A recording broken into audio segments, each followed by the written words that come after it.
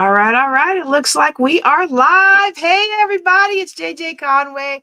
I'm so excited to be with you today or tonight. I know we were, for those of you who are used to watching live, we're totally a little bit late, and I am not even sorry, y'all. Let me tell you why we're late today. Let me show you this picture. So, today we were at a very special event that was hosted by Cowboy Chef Mike Newton and his wife Melanie. And it was basically Master Chef versus Master Chef Junior. And if you've watched the show Master Chef with Gordon Ramsay and some other, Aaron Sanchez has been a judge on that for a long time. And then they have some other judges that have been there and gone back and forth. It's just a fabulous show. And my one of the shows that our family likes to watch together. And they had several contestants. So Chef Newton, Cowboy Chef Newton, is a contestant from the show, and he has a restaurant here in Stephenville. Well, then also Shane the Train, who you can see here at the white cowboy hat. Shane the Train, he competed on MasterChef Junior. Both him and Chef Newton tried to do the bounce back. Chef Newton didn't make it. I think Shane made it for a little bit, but he didn't win. But the cool thing is, he came out here to go to college after having a great conversation with Chef Newton about Stephenville and how there's a college, and so it's really neat. My oldest actually interned with Chef Newton for a little while. He loves to cook. He's going to school for engineering, but he loves to cook, and he actually interned with Chef Newton for a little while last spring before going off to college and getting a paying job. And it was really a great experience for him. And I'm like, you've got to make me that chicken fried steak. He won't share the recipes though.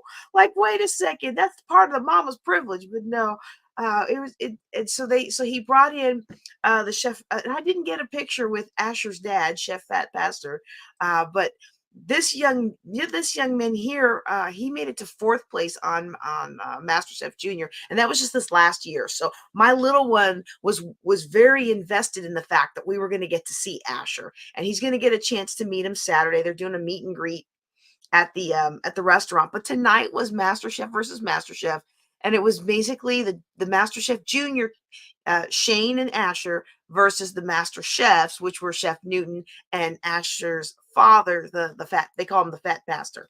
Okay. And they're from the Pacific Northwest. And so it was a wonderful, wonderful evening.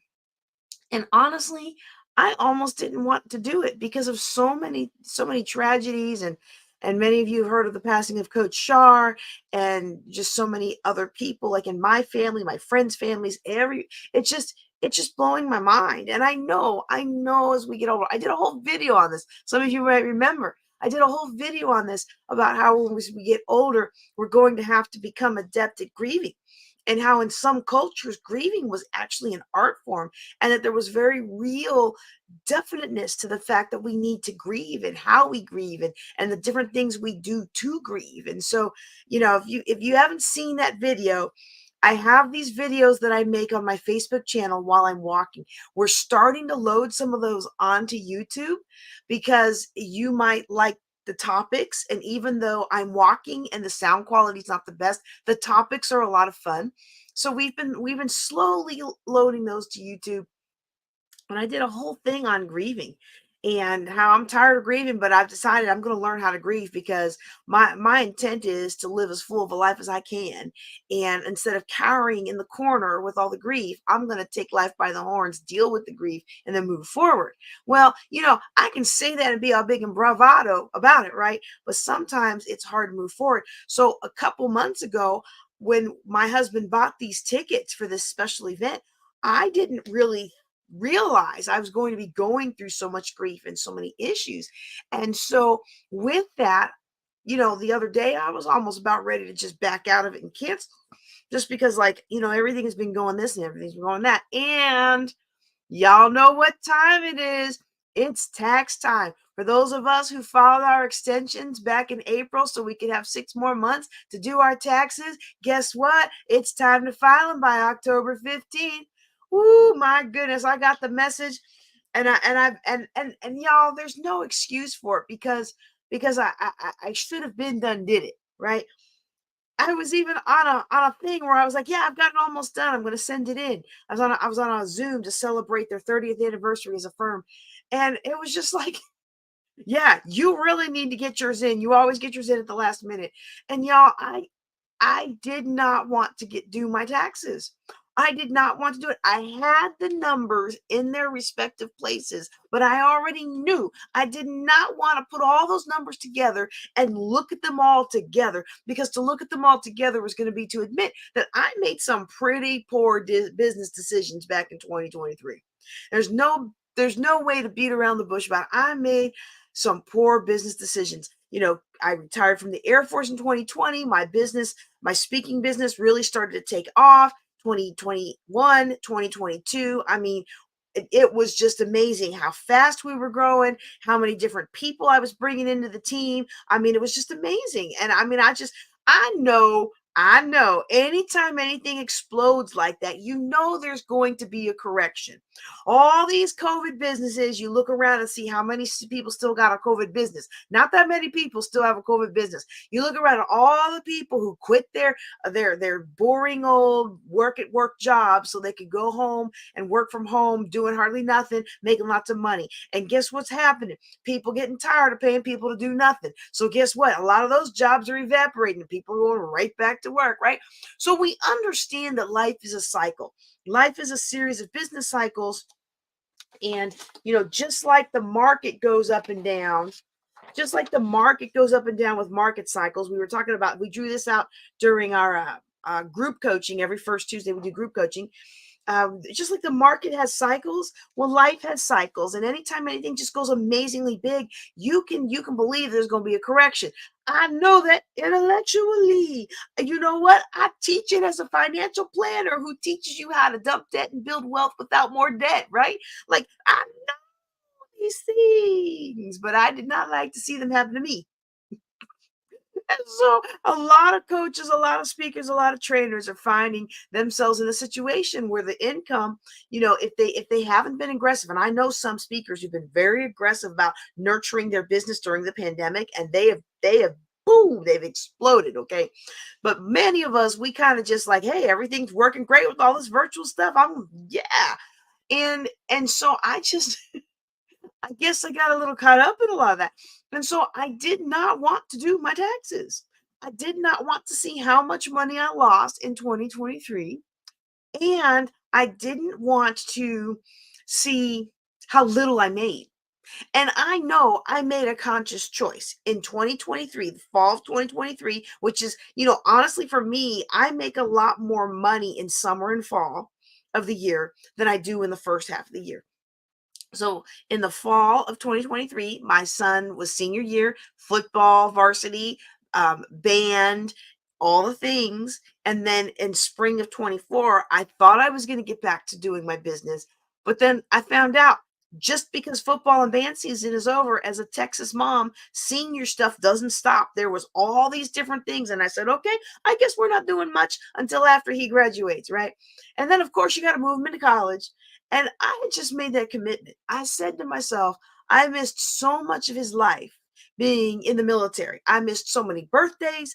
I missed so many special events. I missed his first basketball game one year because I was coming back from TDY, and who knew that San Antonio was going to ice over, and it was going to take me 3 days to get home from San Antonio to Louisiana. You know what I really should have done was just rent a car and inched my way home and been there for him. But I didn't have that presence of mind, and I didn't know then what I know now, which is you can't get that time back.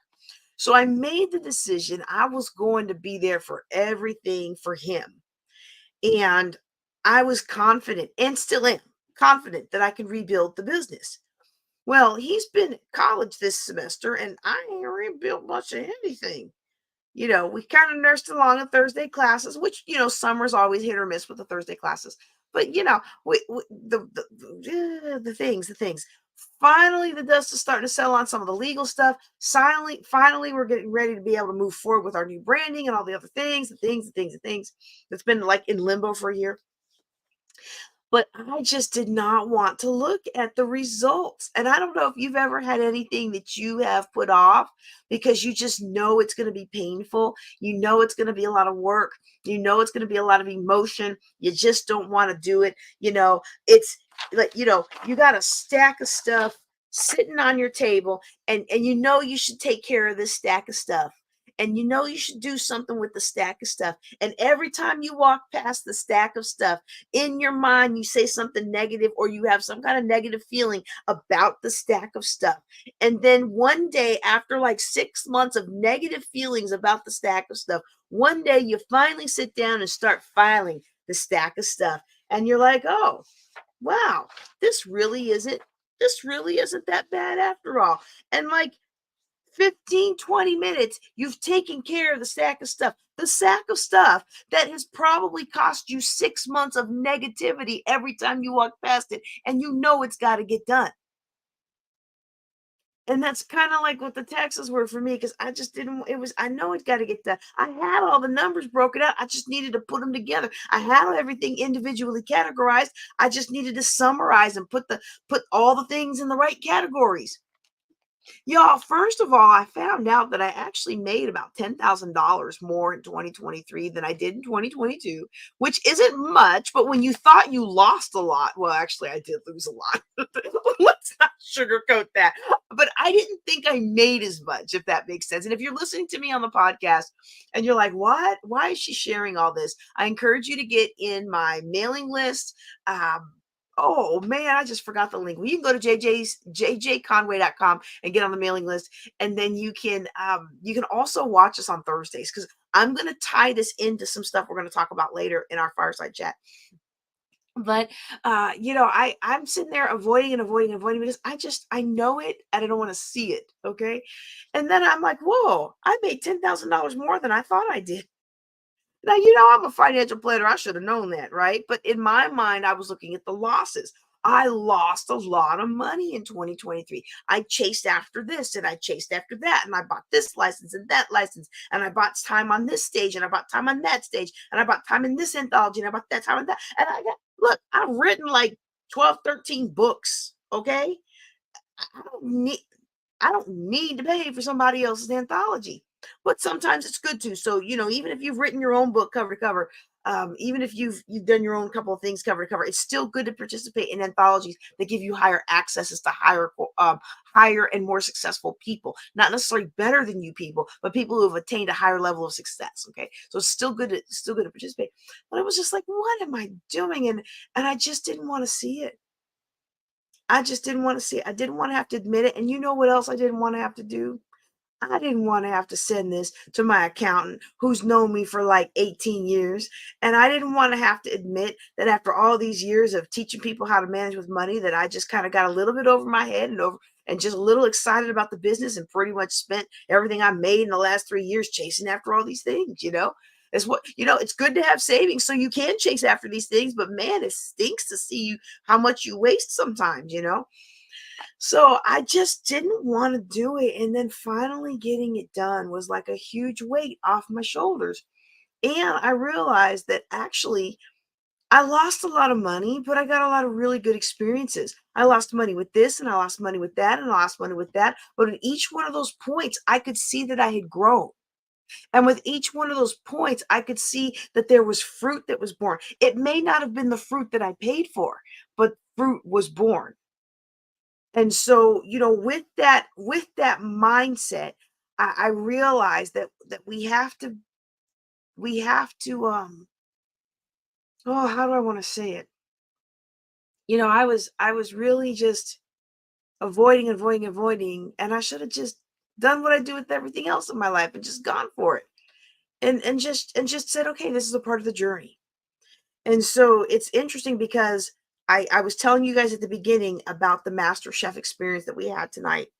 And I was about ready to back out of it because so much grief and so much trouble and so much consternation and so much issues. And I just didn't see myself enjoying myself after all of that, especially hearing about Coach Shar the other day, and especially hearing about some of the other losses. And hers has been publicized, but some of the other losses that are going on right now. I just didn't think I was going to enjoy myself at all. And if you are listening to this as part of the podcast, I encourage you to go out to my YouTube channel or my Facebook page. I don't know how long this will stay on Facebook because I've started deleting things that are on Facebook because of the bandwidth. YouTube, once you upload it, it's uploaded. But my stuff that's on Facebook, uh, not Facebook itself, but the software that I use to upload things to Facebook, once you delete it out of that software, it deletes out of the actual post. So, yeah, I encourage you to go to YouTube and you can look for the Snowball versus Avalanche lesson or the fireside chat for October. And you can see the photo of us tonight, the Master Chef Junior versus Master Chef. And I'm really glad I didn't back out because it was nice to just take a couple of hours to have fun, to just set aside all the disappointments and all of the mistakes and all the discouragement and just enjoy what these fabulous young men brought to the table. This guy right here, this young guy right here made some fabulous marshmallow ice cream, and I mean the whole meal sequence was just amazing, and I'm so glad that we got to do that opportunity. So I think what I'll do now is I will go ahead and answer some questions. So that first part, if that first part, for those of you who are watching live or that you're watching it on a streaming platform, not part of the podcast after the fact, that first part is probably what we're going to extract into either a Mindset Monday, which we're going to change the name of. I'm excited about this. I just can't wait to tell y'all, or make it a Juice with JJ. But we're actually going to change the structure of the podcast itself, and we're going to try to make the segments a little bit more relatable and a little shorter, which is hard because I'm so long-winded. And I'm working on not being like, up until now, I've been long-winded, and now I'm trying to learn how to be more concise. But I do have a couple of questions in the queue for you guys today. Now, let me see if I have this already in here. Let's see. If you want to ask a question, here we go. There we go. If you have a question, you can post a comment. If you want to post your comment, you can post that right away, and I will answer it. Now I may finish a point first and then answer your question, but I will get to every question before I leave. Oh, no. That's not this StreamYard. I haven't done that in a while. We can do that today. Um, let's hide that. Let's do that today. You know what? I have not done that in a long time. I am actually, let me take that off so I can edit it. I'm actually going to let y'all come on StreamYard. If you want to come on StreamYard with me, you can actually come on StreamYard with me. This is the link to our show today. You know what? I haven't done that in a long time. That might be fun. All right. If you want to ask a question, come on StreamYard. I'll see you down there at the bottom. And then when I finish whatever point I'm on, then we'll bring you up. So make sure your camera ready and that you don't do anything crazy till after I bring you up. Okay. Because I'll bring you up whenever I finish whatever point I'm on when I see you pop up in my queue. Okay. But if you want to ask a question, you can put them in a comment or you can go to the forum and ask jjc.com, which I'm going to go to right now.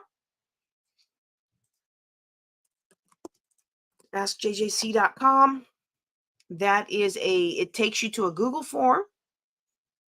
And in that Google form, you can choose to be anonymous or not. It's up to you. And my form is taking forever to load. So I'm just going to start with the first. I have a couple of questions that came in and I had already prepped those. And then anybody else that comes in, I'll answer those in the order that they're received. So I'll let that go ahead and keep running in the background, but we're going to start with the questions that I have on hand. And our very first question today is going to be, how do I pay off $40,000 in debt from when I was unemployed? I have a job now, but I'm barely treading water. Okay, I like the fact that this person is treading water, and that tells me they can at least pay their bills. So when I work with somebody, if you can't pay your bills at all, we talked about that a couple weeks ago. You can find that on my YouTube channel. I'm wearing a jersey and a hat. That's actually a pretty good looking video, if I do say so myself. But when you can't pay your bills, it's a different strategy from when you can pay your bills. And when you can pay all your bills, the next thing we want to work on is we want to work on getting rid of debts. And so If you can pay your bills and you've got $40,000 in debt from when you were unemployed and you feel like you're barely treading water, I don't know this person. I don't even know who this person is. I don't have any of their contact information, so I can't ask any clarifying questions. The questions I would ask if this person was sitting in front of me, I would ask about their expenses. And I know this is a sticky point. Look, I was talking the other day about cutting out that cable and things like that and internet, and people were looking at me like I got 20 horns grown out of my head. And I'm like, look, when you're in a tough spot, you're in a tough spot. So if you're treading water, and if your version of trading water is my version of trading water, you can pay all your bills, you can make ends meet, but there's nothing left for your future. Okay. If that's what you mean by trading water, then the very first thing that we look at is what can be trimmed. And you would be surprised at what can be trimmed. There's so much in our lives that we are spending that we don't need to be spending and that we can trim. And a lot of times we think we've already trimmed everything, but it's not until we actually put pen on paper, then we realize that we could trim just a little more. So, for example, a lot of us have different subscriptions. We have these different subscriptions that we've taken on and we don't know. I have a subscription. Y'all, this is ridiculous. This is ridiculous. Let me see if I can find this. If I can't find it quickly, then I'm not going to keep trying to find it. But I have this subscription. I can't find it. I have this subscription I bought a year ago almost from somebody who was reselling access through another party. The party I bought it through went out of business. No website, no Facebook, nothing exists anymore on this company. The parent company won't cancel my subscription.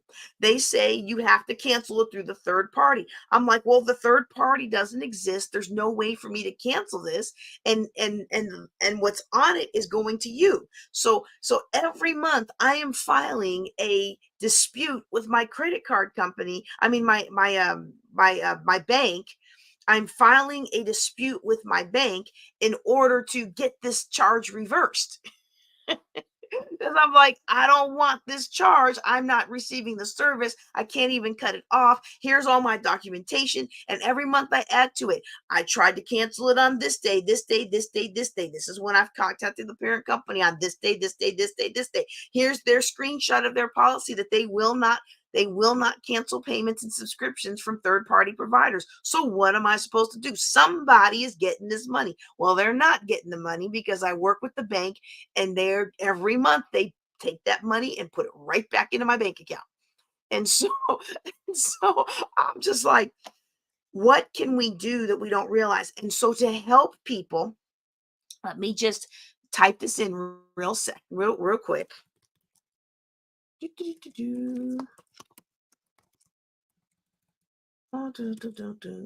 jjclink.com/spend plan. Okay. I've typed that in. Let me drop that in. So if you have not, that's the first thing I'm going to recommend is you start tracking what you're spending. You're going to start tracking what you're spending. And to do that, we use a spend plan. Some people call it a budget. I think spend plan sounds cooler than budget because I like to shop. And so I like to spend. But a spend plan or budget or spreadsheet or whatever you call it, I have a very easy, simple spend plan that you can download at the link there. It's jjclink.com/spend plan. And there's two versions. There's a simple one page. Every month of the year, it's on that page. And if you fill it out, you've got one whole year of spend planning. And then I've got another one that's an Excel spreadsheet. It's a little bit more complicated, but it's also a lot more powerful. Does all the calculations for you and stuff like that. So both of those, you get 2 for 1 special when you go to that link, jjclink.com/spend plan. Okay. So the very first thing I'm going to recommend that you do, you who is barely trading water. And again, I'm defining trading water at you can pay all your bills, but you have nothing left over for your future. Okay. The next thing, so you're going to take a look at the spend plan. You're going to see where your money is going. If it's too daunting and you're just like, I can't do this. If it's too daunting to actually plan out the money, then what I like to do is a reverse spend plan. I like you to go for the last 2 months, grab your bank statements. If you have any credit cards or store cards or anything like that, that money has left your hands, I want you to take all of those and put them into the spend plan and look at what you spent and preferably go back 2 months if you can. And then once you look at what you spent, now a patterns can emerge. Patterns can emerge that might tell you something about where you can cut. I am not saying that this person has stuff to cut. I don't know. They didn't leave me their contact information. I have no way to ask clarifying questions. But that's going to be my first question. There's almost always something that can be cut. And I've been through a series. No, no, no. I've been through a season of my life where there was nothing to cut. When I was 800 something thousand dollars in debt and I couldn't pay my bills and I couldn't make ends meet. And we were living in a moldy basement apartment because that's all the money I could afford. Right. And when we were going around from store to store to get our food from the free samples, because that was the only thing I could really give my son, right? Like I remember those days. And if you told me to cut my expenses, I would have been like, with what? Half a zero is still zero. But I also know that working with lots of people over the years, there are people who are very, very resistant to cutting a lot of stuff. So let me tell you some things you can cut and still live in today's society. A lot of people think you can't cut your cell phone.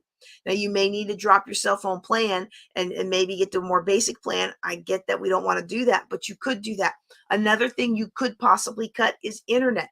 This one gets really iffy. A lot of people say, well, I can't cut internet. If I cut internet, how am I going to work? How am I going to find work online? How am I going to build up a business to make an extra income? How am I going to work this or that and the other? Well, you can do it the same way I did when I had no internet for a couple of years after that divorce. You can go camp out in places that have free Wi-Fi. It's amazing how many more places today, 15 years later, have free Wi-Fi than had them back then. You don't have to find the one parking spot at Starbucks or the one parking spot at Whataburger that you can use their internet and nobody sees you. You don't have to go through those extreme measures like I did anymore, because there's plenty of places now that have free Wi-Fi for you. Even better, especially for my single moms out there, even better if you can find a place that has, like the Shreveport Community Church. I often call them out because I not call them out, that's the wrong word, but I often call their name because I'm very thankful. They had this huge 3-4 story play place and inside the side of the church. And I would sit there and I would work on my book. I practically wrote a whole of my third book there. I would work on my book while my son played. He had no idea how broke we were back then. He had no idea that almost everything we did fun wise for him was free of charge, whether it was a military discount or whether I talked somebody into letting him in for free, or whether I agreed to barter or, take pictures or highlight them on social media or what have you to get him in for free. Like all my son knew growing up is that we had a lot of fun. He didn't know that almost everything we did was free or couponed or heavily discounted because mama was broke. Mama was broke, but back then I still built in, you're going to laugh at this. Some of y'all going to laugh at this. I still built in $2 a week. That was my fun money budget for my son once we got the dust settled and we were starting to tread water. So when I first had all that debt, we didn't even have $2. Y'all, I barely had enough money to buy my son a dollar store gift, a toy car for Christmas. That was the one gift I gave him that Christmas. And when he broke that wheel that night, I just went in my room and I just cried and cried like, how on earth do I make 6 figures? And this is all I can do for Christmas for my son. It was the worst. And you're like, well, you make 6 figures. Yeah, but I was 800 and something thousand dollars in debt. Worried about if I'm going to have a roof over my head. Worried about how I'm going to feed my kids. Cutting out another piece of cardboard to put in his shoes because I can't afford to buy him new shoes. It was the worst, y'all. And I'm so thankful for the church mothers and the church families that would, just occasionally just drop off a bag of clothes, Like, nothing, no big deal about it. Like, oh, I was at a yard sale and I saw all these things that look like they would fit your son, and I got them in the $5 bag, or I don't care what they, where they, how they, all I know is they met the need until I could stand on my own 2 feet. Okay. What I'm saying is, there is a lot of ways to move forward in life that don't require money. What it requires is a commitment and a determination that I am not going to spend more than I make. And when you make that commitment and when you have that determination that you are going to make this happen, you are going to honor the Lord with your financial lifestyle, then amazingly, the doors of blessings open up to you. The free programs open up to you. The people who just happen to have a bag of clothes that fit your kid opens up to you. Okay. The free samples open up to you. The free tickets open up to you. And it's so funny now because, like, I rarely get anything for free anymore. I get a lot of discounts because I'll ask, and sometimes you have not because you ask not. But I don't get mad when I don't get a discount as much anymore, because I know that there was a time in my life where that's what I needed. I lived off the discount. But the free things, it was just for like 2 or 3 years of my life, everything opened up. There was always an option. There were even times where the whole thing may not have been free, but it was like, if you can just drive an hour to this ski resort, we will give you passes to ski the rest of the season at no charge. And I'm like, it's got to be a scam. It's got to be a scam. But you know what? I've got $20. I can drive up there and back, you know? And sure enough, not only did we get the Epic Pass, it was the first year they did the Epic Pass. We got the Epic Pass that first year. We got that season free, and we got the whole next season. I'm like, look, y'all, those kinds of things don't happen to everybody, but they do happen to people who make a commitment. They plant their flag in the sand and they say, this is it. Enough is enough. So we're going to track our money. Okay. I'm going to go back and summarize. We're going to track our money. We're going to track what we're spending our money. We are going to look for things we can cut out. A lot of times we can cut out internet. It's not fun. I know this from experience. It's not fun. A lot of times we can drop down a cell phone plan. Definitely not fun. Now, I'm not suggesting you got to go back to one of those phones where you have to do A, B, C on the, to get to the C, and then two, and two, like you have to press 4 or 5 things per letter, right? Like, I'm not trying to go to that. But what I'm saying is, you can look for ways to cancel things. And if you can't cancel them because they have a fee, you can put some things in vacation mode. And this is going to really, this is interesting, Lee. One of the biggest things that people fight me back on is cable. And I thought, with all of the Netflix and Hulu and all the things, that people would not fight me on cable and entertainment subscriptions anymore. But it's even worse now, because people feel like the economy is so bad, I don't have anything else that I can just go home and relax, or just feel like I've done something, or I'm entitled to a little bit of something special. So let me at least have my TV. And I'm like, if you're barely treading water, the $200 a month that you're spending on cable, if you put that cable into a $5 a month vacation plan for 6 months, you've got over $1,000 to work with. Who could use an extra $1,000 of breathing room? Well, what am I going to do in my free time if I don't have cable? Read. What am I going to do in my free time if I don't have cable? Make some more money. What am I going to do with my free time if I don't have cable to entertain my kids? Play with your kids. I feel like I'm sounding a lot more angry than I'm intending to sound right now. I'm not trying to sound angry. It's just coming out that way, and I don't know why. But we want to log. Let me summarize again. We want to log what we're spending. We want to look for areas that we can cut. And then, if possible, we want to look for ways to make extra. And I'm saying if possible, because all sides of this spectrum are not always available to all people at all times.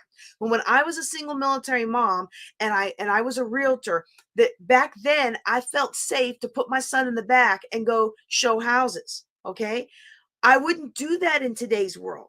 I wouldn't do that in today's society. I wouldn't feel comfortable doing that. Okay.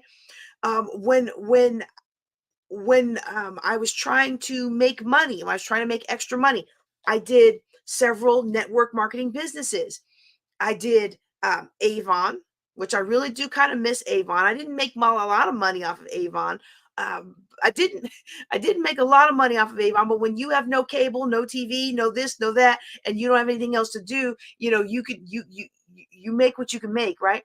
I had Avon, I had Mary Kay, I had Discovery Toys, which did not translate well to Alabama, so I let that go. It was great for me in DC where everybody paid those prices for the toys anyway. But when I moved to Alabama, nobody was paying $20 for toy cars, right? Nobody was paying that in Alabama like they were in DC. In DC, the toys that Discovery Toys was selling was just the same price as the toys at Target, and they were better quality. So I let that go. But then I also did picking.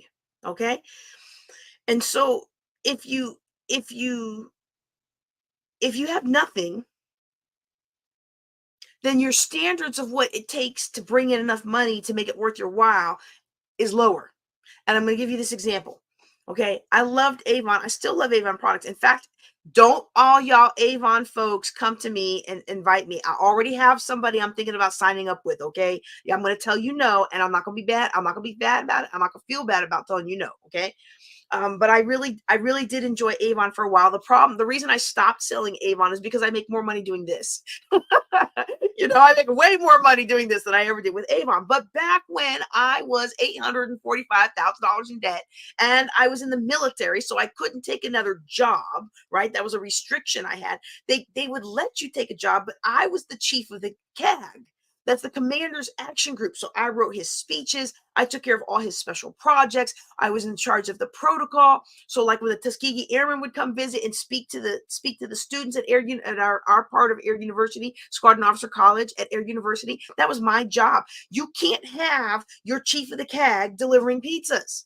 Because if I show up at one of my airmen's house delivering pizzas, that's going to create a lapse of order and discipline in the military. So I had restrictions on what I could do to make extra money. So what I did Avon, I did Mary Kay, I let go of the Discovery Toys. I still had my Precious and Pleasant boutique, but it just wasn't the same now that I didn't have a basement boutique to have all the racks and show people all the clothes. But I did picking, and I'll explain what picking is in a second. But with Avon was interesting. I realized very quickly I wasn't making enough money to maintain the website that people can just order on. But what I found out was a package of 100 books with the bags to put them in was like $20 every 2 weeks. And Avon campaigns are every 2 weeks. And if I took those 100 books and I went to certain apartment complexes, and I always hit up Walmart and I always hit up Sam's, and I would just put them in there and either hang them on the doors of the apartment complexes, the ones that didn't say no soliciting, and I would go into Walmart and I would hang them up on the back of the stalls, and I might get through 100 books in about an hour or so. And if I did that, I would make between about $100 to $200. Okay. So then what I stopped doing, because it became a headache, is I stopped taking orders, and now I had the money to fund the website that you pay for where people can order directly. So then now I had it to where I was making, so every, this hour's worth of work, I was making about $100 to $150. Once you take out the price of the catalogs, you take out the price of the bags, you take out the price of all the things. But I was also running around town burning gas. I was also running around town with my child in the back and taking him in and out of all these stores and all in and out of all these apartment complexes, hanging up booklets and being worried that somebody's going to see the chief of the CAG hanging up Avon booklets, right? And so after a while, that wasn't my jam anymore. Okay. But when I was 800 something $1,000 in debt, couldn't put food on the table, I needed that money. Okay. So back then I needed that money. I think 150 was probably my best. I think the average was about $75 to $100. $75 to $100 was food for 2 weeks back then. Okay. And so then I also had Mary Kay. Now I will be honest with you. I never profited much from Mary Kay, because the time that I joined Mary Kay, like the 5 years or so that I was in Mary Kay had like 3 different packaging changes. So they started off with a white and pink package, and then they went to a gray package, and then they went to a blue package. a black package, and then they had a change with the black packaging. So it was like you kept having to rebuy stuff. And I was like, okay, this is getting ridiculous. But one thing I did discover is if I set my prices low enough, I would fill an order every month easy.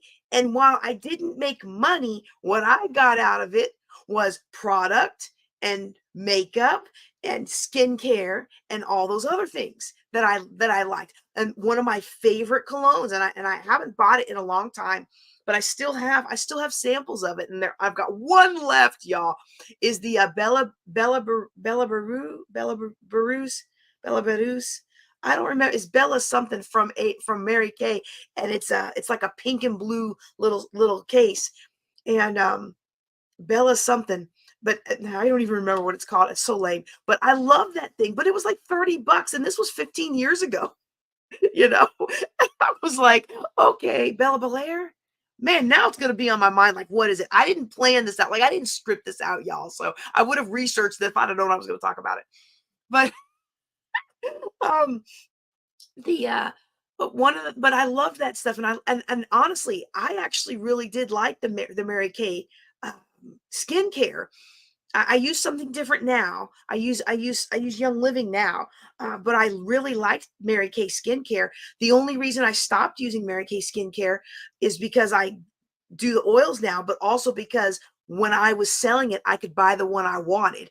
And when I sign up with people, inevitably everybody wants to try to tell me what is good for my skin. And I'm like, no, I've already been down this road. I need the one for old ladies who need moisture. No, no, no, you have oily skin. You need this thing. No, that's gonna dry out my skin. And it always goes round and around. And I'm like, forget it, but my skin likes Young Living. I'm glad I'm with them now. So I'm kind of glad that the Mary Kay ladies never want to listen to me, right? But I did Mary Kay. That made me money. That didn't make me much money, but it was easy to do. I didn't have to work for it. I just once a month tell the ladies of the church, hey, put your orders in. And they just put their orders in. And I made enough to cover my website. I made enough to cover my product. I made enough to cover the fun things of life. Okay. Of makeup and stuff. And Avon, I made a little bit of cash, and I got free product because the samples and all the things, and made enough to cover the products that I wanted to order. The Skin So Soft jewelry. I still have a ton of Avon jewelry. That's why I need to go back into Avon, because my jewelry is starting to wear out. But I mean, it's been 15 years, y'all. I think it lasted pretty well. So those two things together, you say, well, that's not a whole lot, JG. That's a couple of hours of work every day for $250 maybe a month extra, a week, or every 2 weeks extra, maybe. But when you got nothing, that extra 100, that extra 200, it makes a world of difference. And that's the point where I was, okay? And so, a lot of times people feel like, well, I can't go back to work. Okay, well, maybe you can't go back to work, but maybe you can do one of those tactics. Those tactics, that Avon, I never spoke with anybody with that Avon. I never spoke with anybody. I tried that once or twice when I realized I couldn't afford the website. And I was like, oh no, this is for the birds. Because then they want me to come and buy the stuff and bring it to them. And then they may or may not buy it. I'm like, ain't nobody got time for that. All right. And so that's one of the things that I did. Mary Kay's one of the things I did, but the thing that actually made me the most money was what they call picking. And I don't know what the modern life hack way of describing it is now, but back then that's what they called it. So basically, I would go to yard sales and I would get stuff that was undervalued, and I would turn around and take it to a consignment shop and resell it at a better value. Or I would go at Fridays on the consignment shops or whatever sale pattern those shops had, and I would get all the sale stuff. So our local thrift store, I used to love the base thrift stores. I don't even know if the military bases still have them, but I'm telling you, I got out of a lot of debt through the military base thrift stores. They would, almost all of them would have a Friday bag special, $2 or $5. And the base I was at this time had a $2 special. So on Fridays, you filled up that $2 bag with anything that expired. So the way a consignment shop works, if you've never shopped in one, you bring your nice things to the consignment shop, and then you set a price on it, and the consignment shop sells it. Some consignment shops actually pay you for it up front. Others, you set a price, and when it sells, they get a split. You know, like a 50-50 split or a 70-30 split or something like that. They get a split. You get some of the money, they get some of the money. And then once a week you come back and you check, you pick up your check, or I guess now it's probably electronic. But that's how the consignment stops work. Well, you have a set amount of time. Some places it's 4 weeks, some places it was 6 weeks. And if your item doesn't sell, you can come back and redeem your item. You can come back and get it back, right? Or if you don't get it back, it goes in the bag sale. So anything that was expired, I would go in, fill the brown paper bag for $2 with all these expensive clothes that people overpriced because, it's expensive. Of course, people, I've got this pair of, designer, I've got this pair of, I don't know who's the designers now. Back then it was like Gloria Vanderbilt or, Levi, not Levi's, but Jordache. Oh yeah, I'm old. But I've got this fancy pair of jeans and the tag on it says $99. So of course somebody's gonna pay me 90 for it. Now, you and I both know ain't nobody paying them $90 for them jeans. I don't care if they got the tag on it. They've been sitting in your closet for 2 years and you've been smoking. Ain't nobody paying you $90 for those. If I'm gonna pay $90 for your old jeans, I can go to the store, catch it on sale, and get it for 75. All right. So I would grab the $99 pair of jeans that had expired, stuff it in the bag with all the other expensive things that had been overpriced, so they never sold, stuff them in the bag. And then I'd come back the next day the next day the consignment store's open, and I'd resell them at half price. Those $99 jeans, nobody wanted to buy them for 90, but they sure would buy them for 45. This jacket, nobody wanted to pay $20 for it. Well, they'll pay 10. This pot thing, and I tried not to get big appliances or anything, especially anything you have to plug in, but this big toy, nobody wanted it for $10, but I'll bet they'll want it for 5. And because I only spent $2 on the whole big bag, that meant I could, as long as I profited $2, I was in the black. So for me, it was a wonderful, I paid off thousands of dollars of debt every month with that method. Okay. And so I'm sharing these things with you to give you some ideas. Would it be easier to just go somewhere and get a part-time job? Of course, it would be easier to go get a part-time job, but not everybody has the ability to do that. Not everybody has the health and stamina to do that. Not everybody has the childcare situation to do that. So if you don't have the ability to do that, now you know of some different things that you can do. So to go ahead and summarize the steps that we've covered so far, one, you're going to put all of your spending into a spend plan and see what you're spending and what you can cut. You're going to cut everything that you can cut, and then you're going to look for creative ways to increase your income and bring more in. Now, those are the three that we start off here. The goals in this situation would be to stop treading water and free up some cash flow that you can put towards your future. And if you can free up some cash flow to put towards your future, yeah, my recommendations always are first to build up some savings.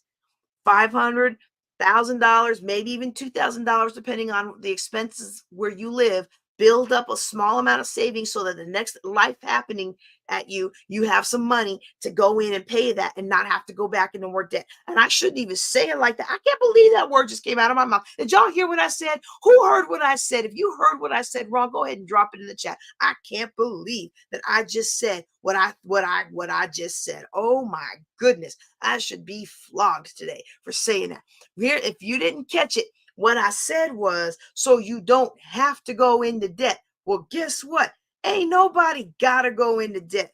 Oh, but you don't understand. No, I do understand. But one thing I understood was when I had 800 something thousand dollars of debt, I couldn't choose to go back into debt if I wanted to.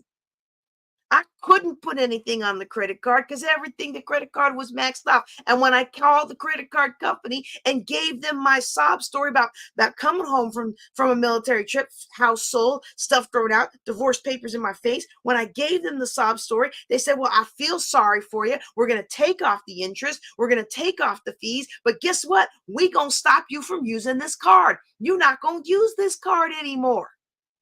That's how it works, okay? And so that's part of why a lot of people don't want to follow these steps. Because if I tell you cut out everything that needs to be, that you can possibly cut out, one of the things you got to cut out is spending on debt. And nobody wants to cut that out. Nobody wants to call up the credit card company and say, you know what, I'm over my head financially. Please close this account and put me on a hardship plan. They'll close the account. They'll take off the fees. They'll reduce the interest. They'll do all these different calculations, whatever they got to do to help you pay it off in 5 years. But they're not going to let you keep using it. And in my opinion, you don't need to keep using it, because it's just a stopgap measure that keeps you from actually living by sound financial principles. Oh, I sound like I'm getting upset again. I'm not trying to be upset. I ain't mad at you. I'm glad you asked the question. I want you to ask more questions. It's just that I'm so passionate about this, because if you can get this now, then it will change your entire financial trajectory, and not only yours, but the trajectory of everybody else's finance whose lives that they allow you to pour into. Any kids that you have, nephews, nieces, any people that you mentor in the future, their lives will all be immensely better, because you take action today to stop the bleed financially and start living through abundant financial principles. And when you start living by these financial principles, guess what happens? The enemy that comes to steal, kill, and destroy comes at you with everything to make you feel like you've got to go back into old ways. Now, this person said they were in debt from being unemployed. I don't know what went into that unemployment. Sometimes life just happens. Well, $40,000 of debt is a lot of debt. $40,000 of debt is a long time of ignoring the problem. And again, I'm not mad at you. I know my voice sounds that way. I know my face. I just happen to be drawn mean, I guess. But I but I'm not mad at you. But I'm saying, when you got to 10, when you got to 4, when you got to $2,000 a day that you couldn't pay back off, when you got to $10,000 of debt that you couldn't pay off, but 40,000 is like a year's salary for a lot of people. There are multiple times along the way you could have made this commitment to yourself, and you probably didn't even know that you could make that commitment, but you know now. So I'm encouraging you to make that commitment now, okay?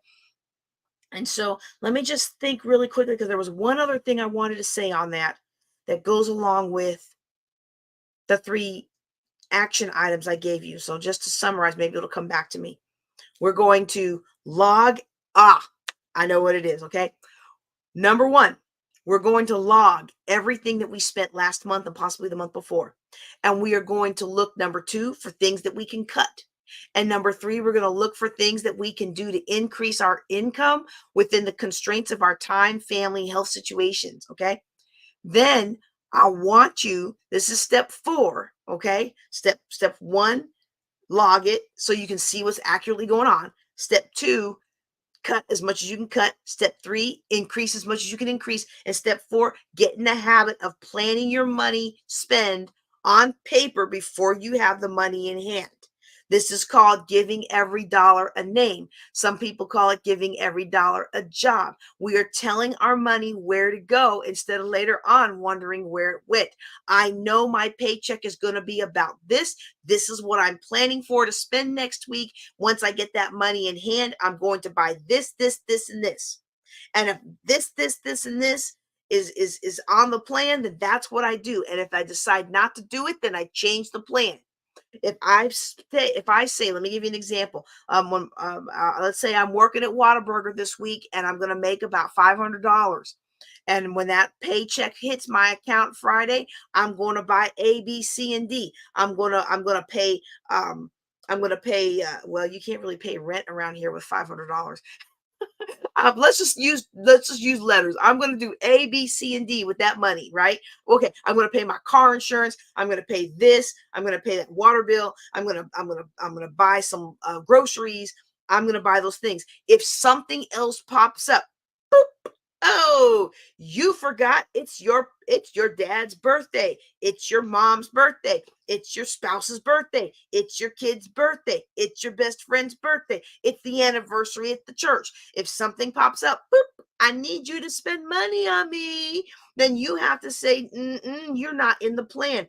Or you have to change the plan and put this little shiny thing in the place of something else that's already in the plan and take that little thing out of the plan. So that way the plan is still the plan. And whatever you plan to spend your money on, that's what you're going to spend your money on. And if you have to change the plan, that's fine. But when that little thing boop, comes up and it's like, we need you to spend $200 next week on this thing for church. Do you really need me to spend $200 on this thing for church? Because I already paid my tithes and I don't have $200. And I look at all the list of things that I'm going to spend. I'm going to buy my car. I'm going to pay for my car insurance. I'm going to pay my water bill. I need groceries and my child care for the week. You know what? This thing is going to have to be funded by somebody else. Somebody else is going to get their blessing because they're going to meet that need. It's not going to be me, not the kid, because it's not on my plan and I don't have wiggle room and I can't switch anything out. And we have to get in the habit of strongly defending our position, our financial position, and our financial future. You say, I gotta give till it hurts. I hate the fact that churches say that, give till it hurts. I gotta give it in Jesus' name. If what's that song called? Give it in Jesus' name, and the Lord will add the increase somehow. Yes, but you gotta have it to give first. And one of my biggest rules is if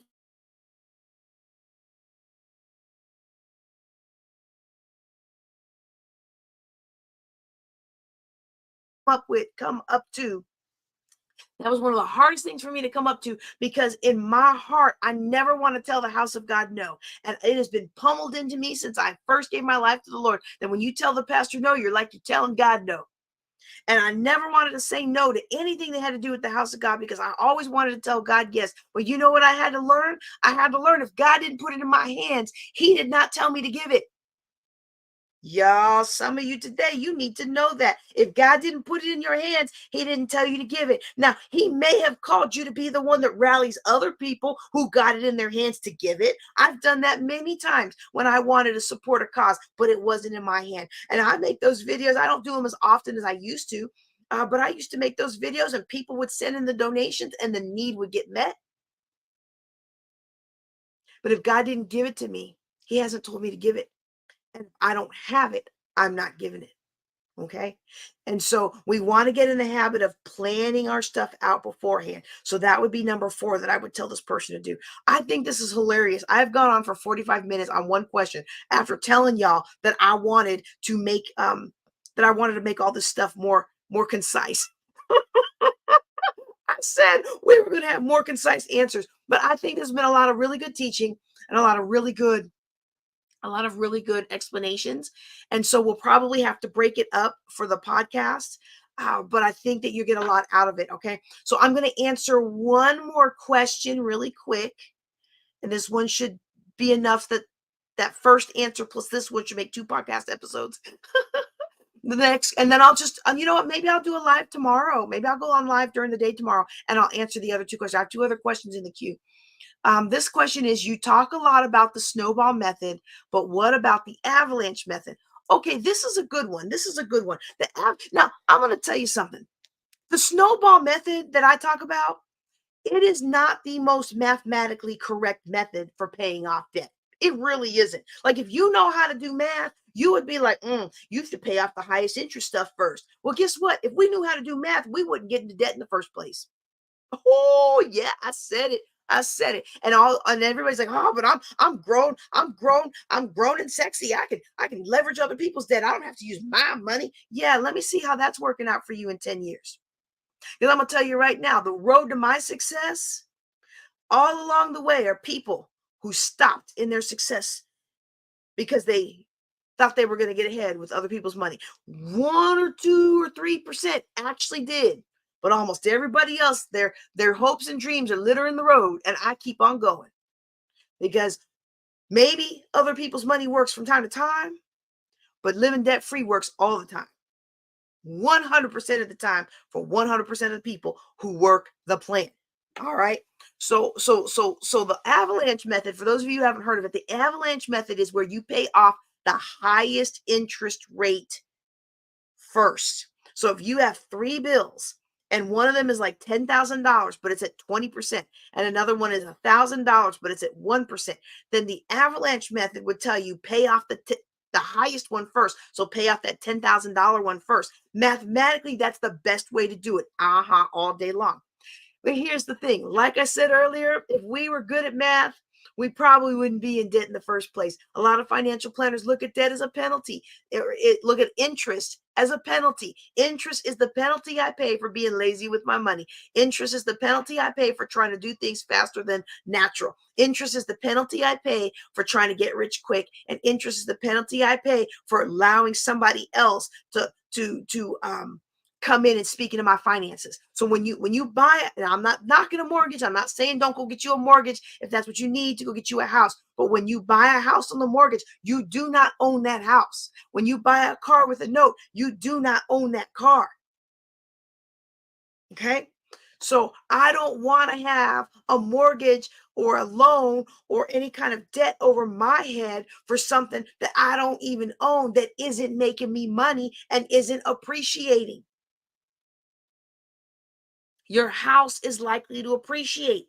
Investment property may or may not appreciate. It depends on how you manage it and what happens. Taxes are higher. Hazard insurance is higher. A lot of things are much more complicated when you have a rent home. Okay. So I'm a big fan of getting out of debt fast. The reason I don't teach the avalanche method, which is the person who got me out of debt, that's one of the methods he taught Larry Burkett. The reason I don't teach that, I use the snowball method, which Larry Burkett talked about as well, but it was really made popular by Dave Ramsey. The reason I talk about the snowball method is because it's the psychological effect of, yes, I have this $10,000 at 20%, but then I have this $1,000 at 12%.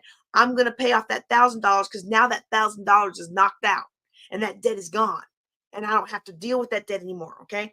So with both methods, once you pay off whatever you're paying off first, you take what you were paying towards that and you roll it into the next payment, and you roll it in, you pay that one off and you roll it into the next monthly payment. And in a couple months, you pay that one off and you roll it into the next payment.